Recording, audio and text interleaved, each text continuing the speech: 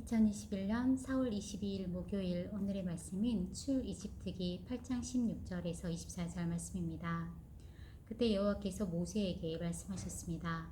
아론에게 지팡이를 뻗어 땅의 먼지를 치라고 하여라. 그러면 그것이 온 이집트 땅에 걸쳐 이로 변할 것이다.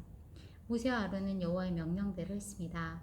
아론은 지팡이를 들고 손을 뻗어 땅의 먼지를 쳤습니다. 그러자 이가 사람과 짐승들 위로 올라왔습니다. 이집트 땅의 모든 먼지가 다 이가 된 것입니다. 마술사들도 자기들의 비법으로 이를 만들어내려고 했지만 할 수가 없었습니다. 사람들과 짐승들에게 이가 있었습니다.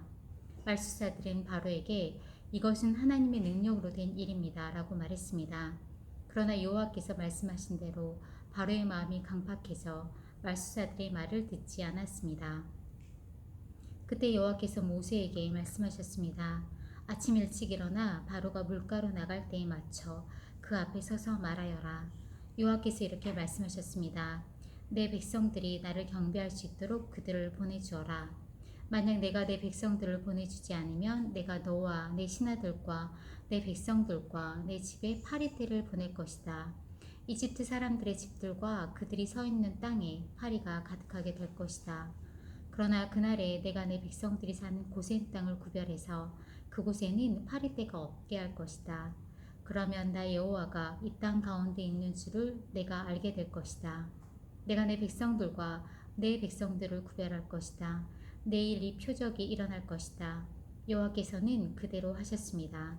끔찍한 파리떼가 바로의 집과 그의 신하들의 온 집안과 온 이집트 땅에 들이닥쳤습니다. 그 땅은 파리떼로 큰 피해를 입었습니다. 아멘. 오늘 나눔 제목은 먼지 같은입니다. 하나님은 빛과 어둠을 만드셨습니다. 말씀하시니 그것들이 생겼습니다. 그 하나님이 먼지도 만드셨습니다. 평소 먼지는 눈에 보이지도 않게 아주 작고 거의 의식하지 못하는 그것입니다. 하지만 이 먼지는 빛과 어둠이 그렇듯 어느 곳에나 있습니다. 그렇기에 이집트 땅의 모든 먼지가 다 이가 된 세 번째 재앙은 하나님의 성품과 닮아 있습니다. 재앙이 그렇다는 것이 아니라 무소부지하심이 그렇습니다. 나는 매일 눈에 보이는 것에 주의하고 관심을 기울입니다. 하지만 내 삶의 정작 중요한 것들은 눈에 보이지 않습니다. 내 마음이 그렇고 감정이 그러하며 믿음이 그렇습니다.